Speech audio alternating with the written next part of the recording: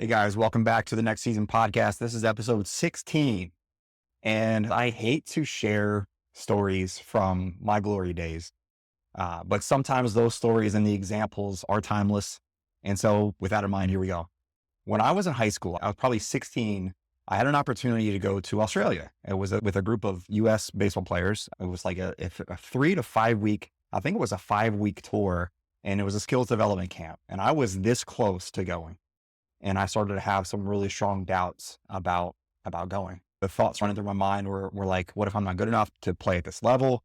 What if I embarrass myself? All of those kinds of thoughts kept creeping in. I started to compare myself to other players, thinking, they probably made a mistake in inviting me. Like, I don't belong here, right? Like, I'm going to get found out that I don't belong here. I'm not good enough. And honestly, it was a lot of those things I was saying to myself are the same things that I heard from other people who were really close to me, the kind of people that you need to have in your corner. So it started to perpetuate this idea, this is who I am. And so it really started to become my reality in my future, that these are the kinds of things that are normal for me, the thoughts that are normal for me. And so it became my identity. And here's the thing, those thoughts weren't true, but I believed them and they held me back. And ultimately I let that opportunity slip away because I let those thoughts control my actions. And looking back, I realized it wasn't my talent that kept me from going. It was my mindset. And I'm not alone in this. The human brain defaults to negative thinking. Your brain's default setting is to lean towards negativity. It's wired that way for survival. So back in, if we think of our ancestors, spotting a threat, like a predator or a wild animal, it kept our ancestors alive. You always had to be on the lookout. And so you're constantly in that state of alert. But now that same mechanism, that same brain function causes us to dwell on our failures and to fear judgment, to pursue perfectionism, to overthink things that go wrong. And oftentimes, what are the worst things that are going to potentially happen, even though it may not be reality and it may not be realistic. So this is so widely understood and acknowledged now that there's a term that's been developed. It's called ANTs, automatic negative thoughts. And these bring awareness to this universally experienced challenge that people face. There's a renowned psychiatrist named Dr. Daniel Amen who is credited with defining these ANTs, these automatic negative thoughts, and then providing the strategies to defeat them. And the great news is that your brain is adaptable. So yes, it defaults to negative thinking, but it is adaptable. And by becoming aware of these automatic negative thoughts, these ANTs, and training yourself to consciously observe and respond in the way that you want to respond, you can override that negativity bias and shift your mental state in a way that helps you perform at your best. And that's why today I want to talk about how to recognize and stomp out these ants, because if you don't control them, they will take over. Just like an ant infestation in your home or your room, these ants, these automatic negative thoughts, will have no problem taking over. They'll find any way in. And if you don't have a strategy to fight them, these thoughts will take over every aspect of your life. And just like these ants in your home, battling them is not one and done. You can't just come in and clear them out and never have to worry about it again. It takes work to get to the root cause, and it takes ongoing maintenance to keep these ants at bay. You can reduce them, but it's going to be really hard to eliminate them forever. It takes consistent, ongoing work. But the good news, again, there are actions that you can take. So today's episode, we're going to break down what these ants are and why your brain creates them, how they show up in your life. And then at the end, we'll give you some strategies to help stomp these ants out and replace them with positive and confidence building thoughts. Now that we've set the stage, I want to revisit some key definitions of some terms that we often use interchangeably, but they are distinct and unique. And these are the differences between thoughts, emotions, feelings, and moods. If this sounds familiar, I shared these details back in episode 9 when I was covering the mindset pillar for our athletes. And I'm bringing it back up here because if you grasp how these work together, you're going to be better equipped to take control of that side of your mental game. So let's start with thoughts. Thoughts are dynamic and ever-changing. They pop in your head constantly. There's going to be some random thoughts. There's going to be some intentional thoughts. But here's the thing. You cannot control all of the thoughts that come into your mind. I'm going to say this again because it's absolutely critical. Some thoughts you can control and you can influence, but many thoughts come into your mind with no control from you.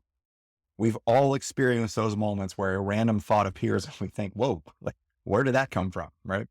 We all have those thoughts. And sometimes those are really dark thoughts. Like, for example, I'll be driving sometimes and I think, what if I just happened to swerve to the right off the road? Like, what would happen? Or if I swerve to the left into oncoming traffic? I'm just be very vulnerable. Like, you think about those things. And every time their car passes me, they go in the other direction.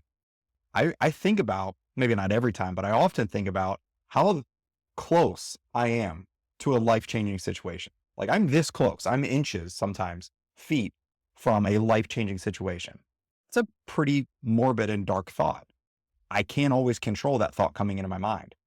Or another example, I usually work out barefoot. And if I do have shoes on when I'm training at home, they're water shoes. I like the minimalist shoes, and water shoes are cheap. So there you go. Life hack for you. And every time that I pick up heavy weights, I think, what if I just drop this on my foot, right? If I got dumbbells or kettlebells in my hands, what if I just drop this, or a plate? What if I drop this on my foot? Why? It's not because I have some morbid outlook on life and constantly thinking negative thoughts. It's because sometimes that is a subconscious way to bring awareness to what is possible. So we're on a little bit more alert to avoid it. Or it's an invocation of emotion to remind yourself what is most important, not to take things for granted. There's a whole bunch of reasons why we might get some of these thoughts. So when you have those thoughts and you're thinking, it seems a little dark. Where did that come from? You're not alone. It's absolutely normal. But here's why this matters. You can control how you respond to those thoughts. You are not your thoughts. You are the observer of your thoughts. Those thoughts are visitors. They're not necessarily permanent residents. And you get to decide if you let them influence your behavior, your words, or your actions, or not. So that's thoughts. Let's talk about emotions. Emotions are your body's physiological response to an event or a thought. These are automatic, they're brief, and oftentimes they're very intense. For example, imagine that rush of adrenaline that you get before stepping up to an at-bat in a key moment, or that sinking feeling when you boot a ground ball in a big spot. These reactions are triggered quickly, and they can be quite intense. There are 6 universal emotions that all humans across all societies can experience. And those 6 emotions are happiness, sadness, fear, disgust, anger, and surprise. Those are the main emotions. And the expressions that we observe in other people as they are feeling these emotions are universal as well. So you could look at somebody from a completely different society, and you can interpret disgust or happiness or sadness on their face from these emotions. So emotions can come and go quickly. And while you can't always stop them, you can learn to notice them and decide what you're going to do next.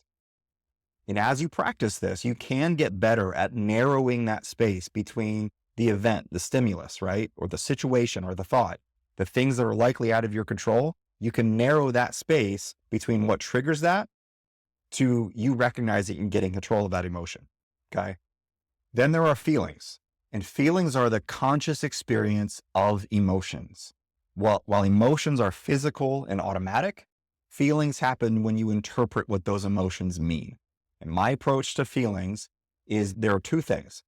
More broadly, they're the interpretation of emotions. For example, if you tell me you're on the bump for a pivotal game, it's the biggest game of your life, obviously you've got a lot going on in your mind and your body. And you tell me you've got the emotion of maybe excitement and nervousness, right? That's the emotions that you're able to tell me.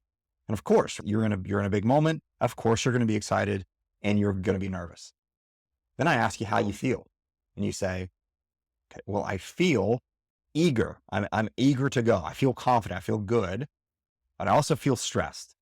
I feel pressure. Okay. Those are the interpretation or the breakdown of the emotions. So the things that you actually feel when you say that you're excited and nervous, you dig a little bit deeper. I feel eager. I feel confident. I'm stressed. I feel some pressure. Those are feelings. That's the interpretation. And then we can go deeper. So part 2 of this is what you actually feel in your body. My stomach's turning. I feel butterflies. I'm sweaty. My mind is running. I'm fidgeting, right? I can feel my heart rate increase. All of those things are things you actually feel as a result of that emotional state. Okay. So again, feelings are the conscious experience, the interpretation, and they can be kind of deeper level emotions. And then further, they are the actual feelings that you have in your body. And here's the good news. You have agency over how you experience feelings. It requires intentional and consistent practice. And a lot of it can be from how we recognize those feelings. And so being in tune with our mind and our body, and then how we choose to think about those emotions and feelings, how we frame them. Stress is a perfect example. If you are super stressed, if you're dealing with a very stressful day, a very stressful situation, you can choose to pause and reframe that stress as something that you're going to overcome and you're going to grow through. You're going to get more information and you're going to get stronger in some way from that stressful experience. Or you can choose to let that stress consume you and it's the worst day of your life. Those are kind of your two choices in that moment. The feelings from that stressful experience, the nerves, the headache, the sweating, the trouble sleeping, the struggle focusing, high blood pressure, all of those feelings and the interpretation of that emotion, that stress, are probably going to be the same or similar, whether you view that as something that you're going to grow through or something that's going to crush you. But how you respond to it, how you frame that will impact how quickly you can persevere through it and the result on the other side. Okay. So that's feelings. And thinking about how long these feelings last, let's talk about mood. Mood is your longer lasting state of mind. It's a little bit more subtle than emotions or feelings, but it can have a big impact on your thoughts and your behaviors and your actions. And so while emotions and feelings are often triggered by specific events, mood can stick around without any clear reason at all. Like you've probably had days where you've said, I don't know why, but I'm just in a funk. Like I'm just in a funk today. That's your mood.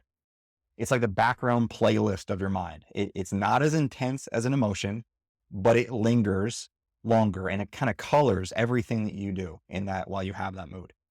Moods are influenced by emotions and feelings over time. So for example, if you repeatedly experience stress without addressing that stress and without reframing that stress into something that you're going to grow through, that emotion can evolve into a negative mood sustained over time. Similarly, a good moment, right? A good experience can lift your mood and shift your entire perspective. And it's all interconnected. So everything we just covered, feelings are how we interpret emotions. Emotions can influence moods, and moods in turn can shape how we respond to new emotions. That's a whole lot of stuff. Okay. I'm sure you weren't taking notes. If you want to go back and listen to it again, that's great. But understanding these distinctions, just keep it simple. There are distinctions between thoughts, emotions, feelings, and moods. And if you understand that, it's going to give you a little bit more power and control and agency to control that mental game. Each of these are formed and processed in different parts of your brain. I'm not going to get into that now, but they are distinct and related and cyclical in how they work. And when you bring awareness and you start developing that agency, the ability to control within yourself, you can frame these experiences, you can adjust how you respond, and ultimately what can become your natural or your default responses. And so these ANTs, these automatic negative thoughts and emotions and emotional moments that get the better of you are going to happen. They're never going to go away entirely, but you can get more control. So let's identify what these ANTs are. So with all of that context out of the way, let's identify what these ANTs, these automatic negative thoughts are, and then lay out some steps that are going to help you squash it. All right, y'all. So there are 9 automatic negative thoughts, 9 players on a field, 9 automatic negative thoughts. I'm willing to bet that you have experienced all of these, and you will continue to experience all of these in your life. I know that you've felt these before. And because I want to be all about practical and real world examples, I'm going to give you some quick tools. I'm not going to call them fixes, but tools within each of these ANTs to help you adjust. And then at the end, we're going to cover the long-term strategies that are going to help you get control of these ANTs. The first ANT, the first automatic negative thought, is always and never thinking. This is when you think in absolutes, right? You use the words always or never in your conversations about yourself and about other people. So for example, I always choke under pressure. I'll never be good enough to play in college. You always say that. You never give me a chance. These are all the words that we say. These always and never are absolutes, and they make everything sound final. Like there's no way out. The truth is baseball is full of ups and downs. Life is too. One at bat doesn't mean you always fail. Just like one rough patch doesn't mean you're never going to make it, right? It is required. It is part of the process. So the next time you strike out in a big moment, instead of thinking, I always fail, I always strike out, whatever it is, flip the script. That was just one at bat. I'm going to adjust and come back stronger. Okay. The next time that you hear yourself using that always or never, whether you're talking about yourself or you're in a conversation with somebody else, pause, ask yourself, is this really always true? Or is this really never true? Can I think of one time where that wasn't the case? And the chances are you're going to find plenty of examples that prove yourself wrong. And now you've started to reframe that always and never thinking into what's real.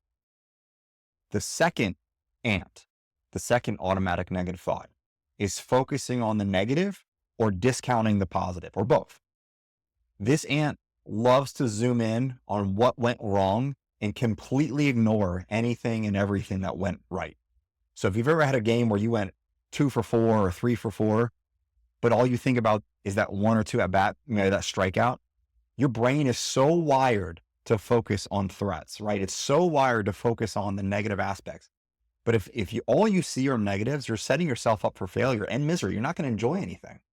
After a game, I want you to take a second. I want you to focus on the good stuff, or after practice, whatever it is. You strike out once. Did you have 3 other good at-bats? You pitched 5 good innings and you couldn't get out of the 6th? Okay, that's going to happen. So ask yourself after each game, what's one thing I did well today? And what can I build upon next time? If it helps, and I suggest this, write it down. Writing it down gets your reticular activating system, your RAS, and other brain systems going, and it starts to shift your mindset. It provides you an outlet for thought and processing stress, and it's going to help you stay focused on your progress.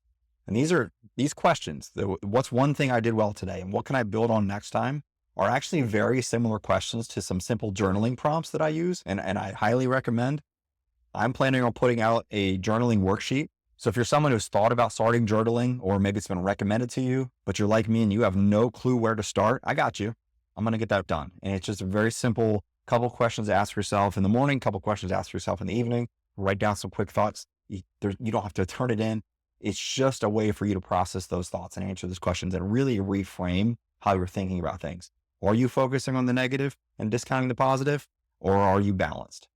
So the third automatic negative thought is catastrophizing. And this ant loves to turn those small mistakes into full-blown disasters. It's making a mountain out of a molehill. Okay. You missed a ground ball and suddenly you're thinking, okay, now coach doesn't trust me and I'm going to lose my spot. One mistake doesn't define your season, your career, even that game, even that inning. Letting your mind spiral like this only adds pressure and is going to pull you away from the present moment.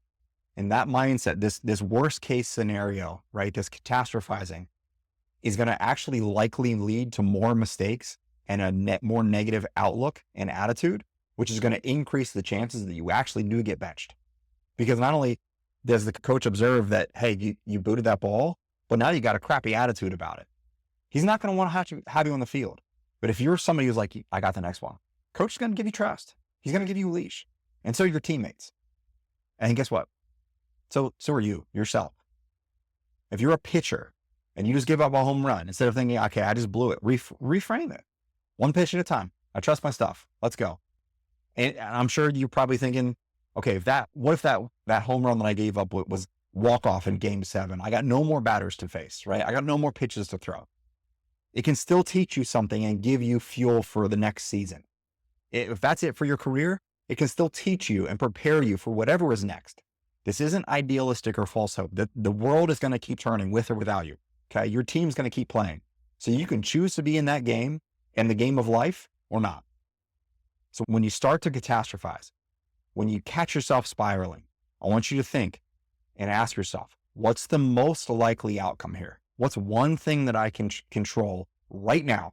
And the odds are the situation isn't nearly as bad as you think it is. The fourth ant is mind reading. And this ant convinces you that you know exactly what everyone else is thinking. And it's usually negative. So for example, coach probably thinks I'm not good enough, or my teammates must think I'm a joke after that error, right? Unless they actually say it, you don't know what they're thinking. Mind reading is going to create unnecessary pressure and it's going to distract you from your game. Most people aren't thinking about you nearly as much as you believe they are.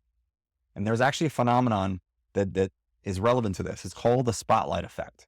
It's a psychological phenomenon where we overestimate how much others focus on our mistakes and performance, or even just in a room. That's why it's called the spotlight effect. We think when we walk around that people are looking at us, people are talking about us. Guess what? They're not. Most people are not. Studies show that people are usually too busy thinking about themselves to dwell on anything that you're doing. Imagine your coach gives you a quick correction during practice.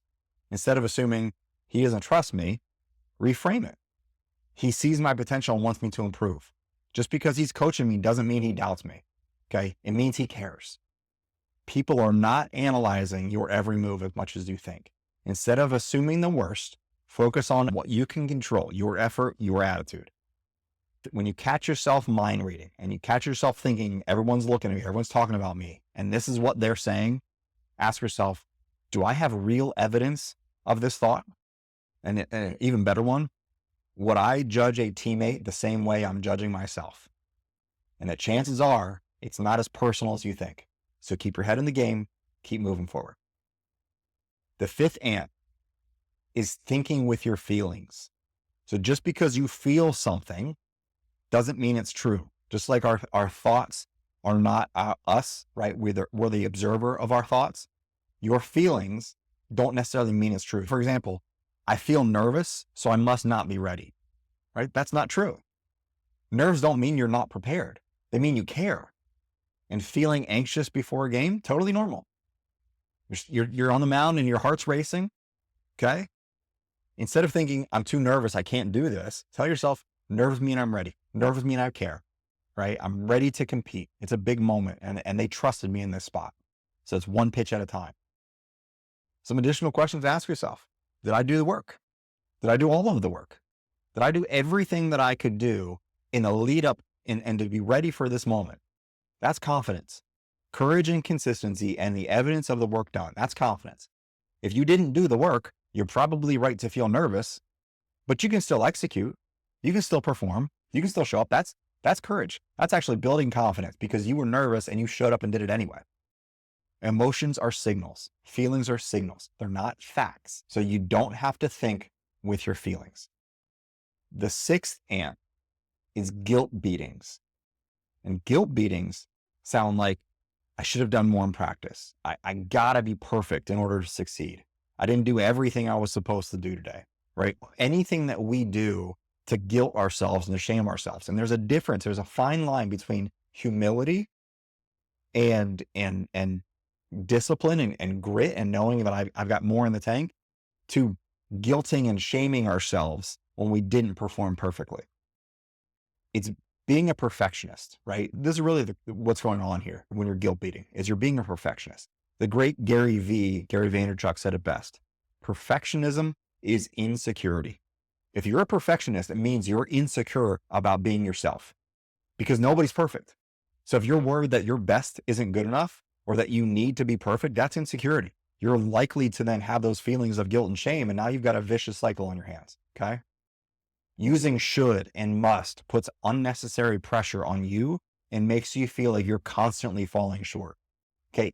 In a small sample, in a micro sense, great. Okay. That could be fuel for doing the extra step, doing the extra rep, putting that extra bit of work. But you do that every day. And now you're in a cycle of guilt beating and shaming. And that's not a place to be. You're not going to be at your best. And again, you're not going to enjoy what you're doing. So instead, turn that guilt into action. Instead of saying, I got to be perfect, say, I'm going to give my best effort. I'm going to keep improving and be good with that. The seventh ant is labeling. And this ant loves to slap negative labels on yourself and on others. So again, it's kind of taken that guilt shaming and now it becomes an identity. It's I'm a failure. It's he's lazy. It's establishing that identity of kind of like creating that character based upon your always and never automatic negative thought. These labels box you in. They kind of put you in a box and they ignore the bigger picture. Again, one bad game doesn't make you a failure. It makes you human. You strike out all the bases loaded. Instead of saying I'm a choke artist, now you're labeling it. Remind yourself, I didn't get the job done this time, but I'll be ready for the next one. Swap those labels for specific actions. What can I learn and improve? This doesn't define me. I'm not a failure. I'm not weak. What can I learn and how can I improve? The eighth ant is personalization. And this ant makes everything about you. It's kind of like the spotlight effect, but it makes everything about you, even when it's not. So if the coach is calling out the team, yeah, you're a part of that team, but you aren't the only person on the team. So personalization looks like this. It looks like we lost the game because I struck out in the ninth inning. The coach didn't say good job after practice, so he must think I'm not improving, right? My teammate didn't talk to me today, so he's got to be pissed at me. He's got to be mad at me. The coach corrected my mechanics, so he's got to think I'm terrible. Or maybe he didn't coach my mechanics, so he didn't, right? He doesn't care. My friends didn't invite me out, so they must not like me anymore, right? That scout left early, so he must have decided that I'm not worth his time. You're personalizing all of these things that other people do or say or don't do and say, and you're making it about you. You should see that connection to the spotlight effect. But you can also see the catastrophizing that's happening here, the mind reading that's happening here, the focus on the negative. These things, all of these ants mixed together.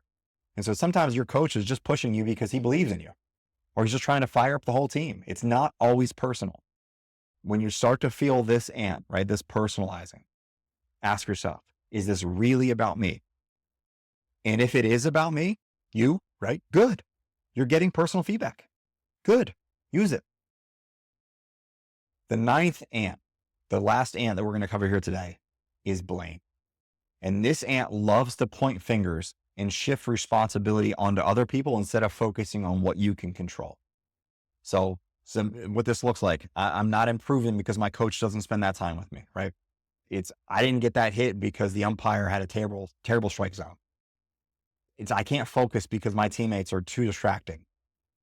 I'm not getting the playing time because the coach has his favorites. And yeah, external factors exist, but blaming them only takes away your agency, your personal power to improve. You are giving away all the control and all the authority and all the power to improve and to be happy and enjoy what you're doing to other people. Success comes down to taking ownership, accountability, and responsibility for yourself, for your actions, your attitude, and your words. And when you own your performance, you stay in control of your growth, your development, and your future. Blaming other people might feel good in the moment, but it keeps you stuck. The best players, the ones who truly level up, are the ones who take responsibility even when things don't go their way. The next time you catch yourself blaming someone or something else, I want you to shift your mindset. What part of the situation can I control? What action can I take to improve? Am I truly putting my best effort in? When you take responsibility for your game, you become more resilient, more adaptable, and more mentally tough. Blame makes you a passenger. Ownership is going to put you in the driver's seat. So these 9 ants might seem small, but I guarantee you've experienced all of these. They can have a huge impact on your performance and your mindset and your enjoyment on the field and in life.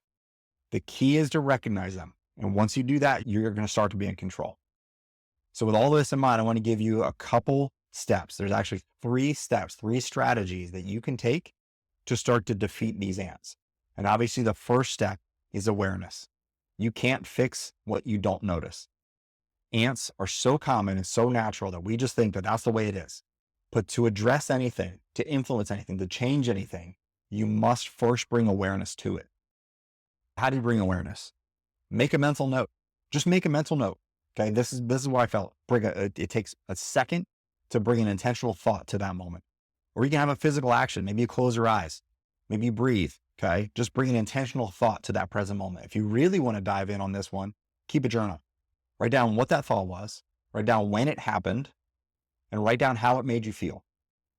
Okay, if you do those 3 things, you're bringing intentional thought to that awareness, and now you're turning it into action.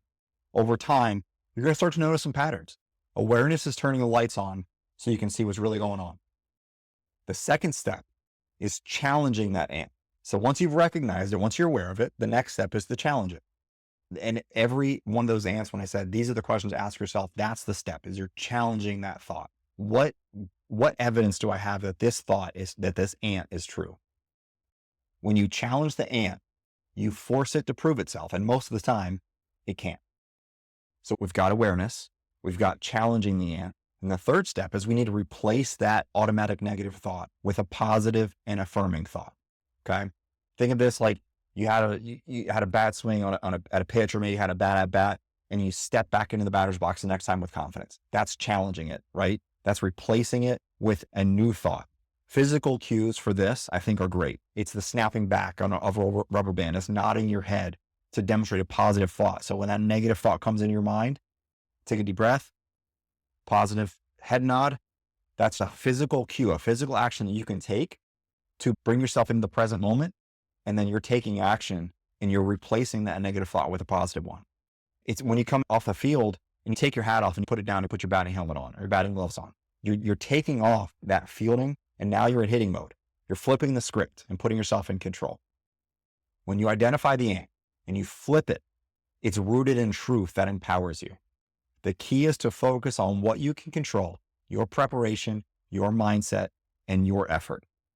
When you practice this awareness, you challenge your ants and you replace them with positive and affirming thoughts. You're not just changing your thoughts, you're training your brain.